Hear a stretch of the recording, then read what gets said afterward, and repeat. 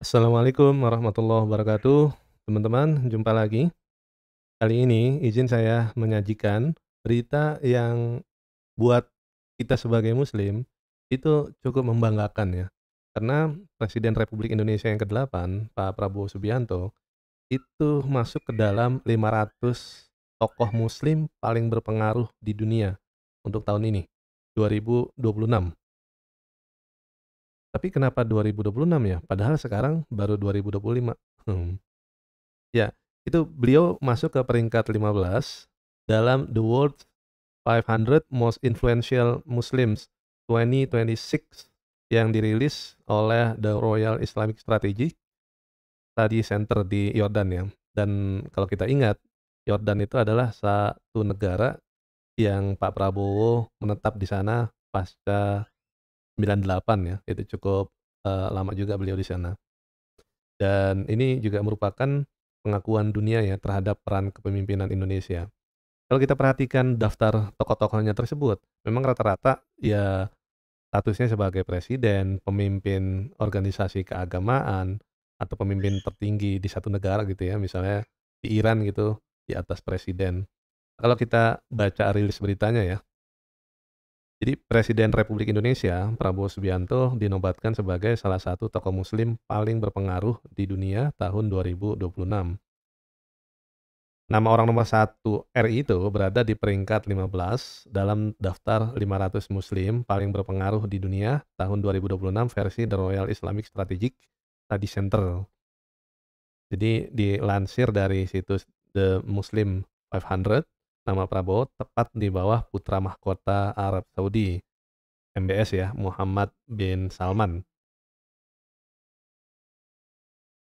Prabowo Subianto menjadi presiden ke-8 Indonesia yang resmi menjabat pada Oktober tanggal 20, 2024 setelah menang dalam pemilihan umum Februari 2024 dengan mengamankan sekitar 58,6% suara.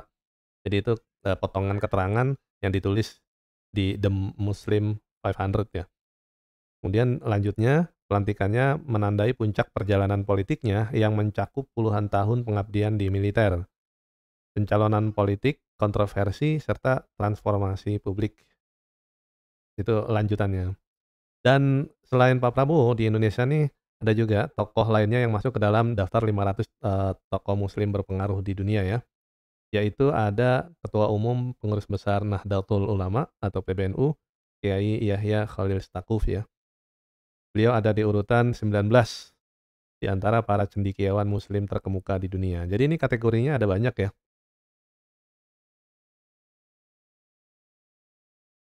The Royal Islamic Strategic Study Center melakukan pemeringkatan berdasarkan 13 kategori.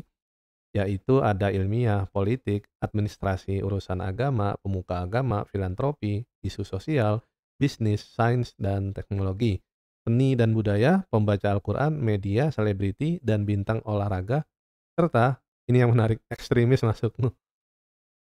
Tujuan publikasi ini untuk mengukur pengaruh para tokoh di dunia. Urutan pertamanya itu adalah Emir Qatar ya, Sheikh Tamim bin Hamad Al Thani. Beliau nomor wahid.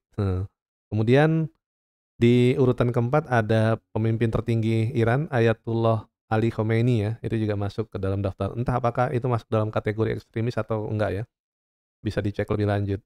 Dan yang sudah beberapa kali masuk juga ada Presiden Turkiye, Recep Tayyip Erdogan ya. Kalau nyebutnya tuh katanya Erdogan gitu. Beliau tuh masuk ke urutan ketujuh ya. Kemudian ada Perdana Menteri Malaysia, Anwar Ibrahim. Dato' Anwar Ibrahim itu masuk ke urutan 10. Jadi selisih 5 ya, Pak Prabowo di 15.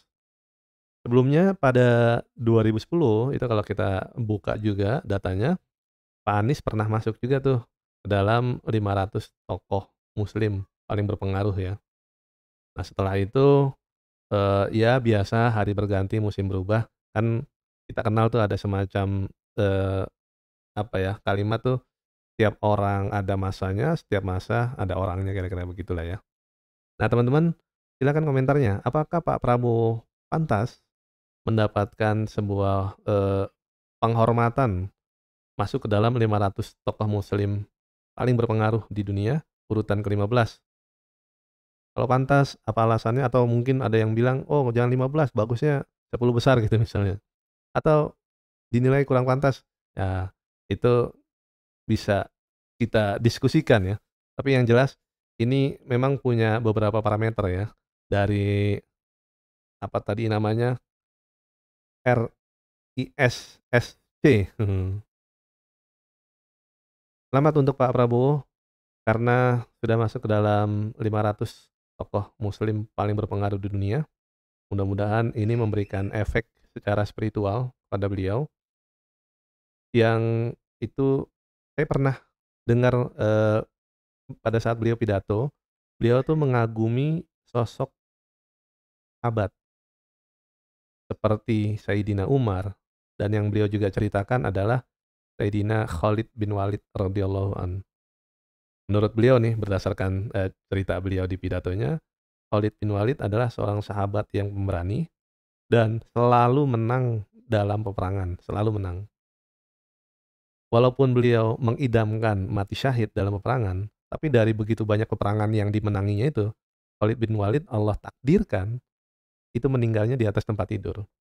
Dan salah satu yang jadi, benang merah yang Pak Prabowo ceritakan tentang Khalid bin Walid radhiyallahu an, adalah ketika beliau sedang bersinarnya itu, dicopot jabatannya. Yang nyopot siapa? Khalifah Umar bin Khattab. Wah, pada saat itu sempat terjadi pergolakan. Kenapa nih? Kalau ada Khalid kan selalu menang.